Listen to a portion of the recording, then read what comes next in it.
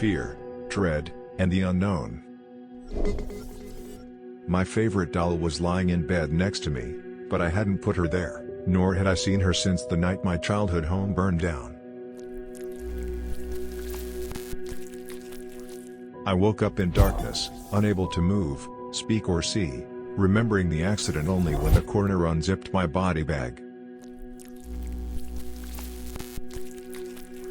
"It's just the wind," my husband said, explaining away the scraping in the attic again. But this time, the moment's pause was somehow enough to tell me he not only knew it was up there, but that he himself had put it there. "Hello?" I screamed into the night from the center of the cornfield, and the scary part wasn't that a voice responded, but that an hour ago, over 30 others had. I was starving and dehydrated, but after what felt like days, I finally managed to climb out of the dark hole I had awoken in, straight into the light of a single bare bulb in the bottom of the next hole. "You have more inside," the knife-wielding mugger hissed, waiting until I finished turning out my empty pockets before narrowing his eyes, raising his knife and clarifying with a smile, "No, inside. There are some books that just speak to me, but what they tell me to do terrifies me." I had long since given up wondering why I was locked in this tiny box all these years. All I wanted to know now was why I just couldn't seem to die. Rigid and motionless before the mirror, I stared as my own reflection walked towards me. My sunburn must be well into the 3rd degree, but even if I had the strength to leave this beach, the straps are just too tight, and the tide is coming too far. One day I simply blinked and that twisted, shadowy thing appeared, disappeared with the next blink, returned with the next, over and over, closer and closer until it whispered in my ear and vanished with a final flutter of my eyelids. Today, and for the remainder of my days in this white padded room, I live terrified of the blink that will bring the thing back to do what it promised.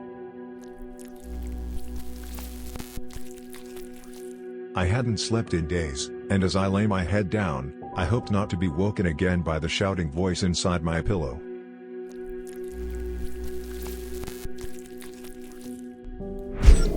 Food, and eating. Ignoring the crippling hangover, I desperately counted my fingers hoping they weren't all there, for a missing digit would be a more palatable explanation of what I did last night than the severed one I just threw up. I had swallowed every bite, but the gnawing, empty sensation of hunger was undiminished, so I turned my eye to the next child. "The longer you refuse, the longer you'll have to stay here and the more you'll have to eat," it said, dropping a fork next to the massive bowl of dense black hair.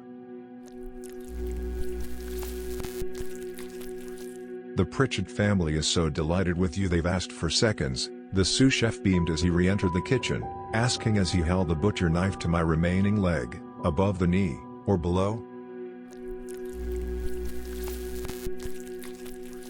My friends used to tell me I always bit off more than I could chew, until I proved them wrong and swallowed their kidneys whole.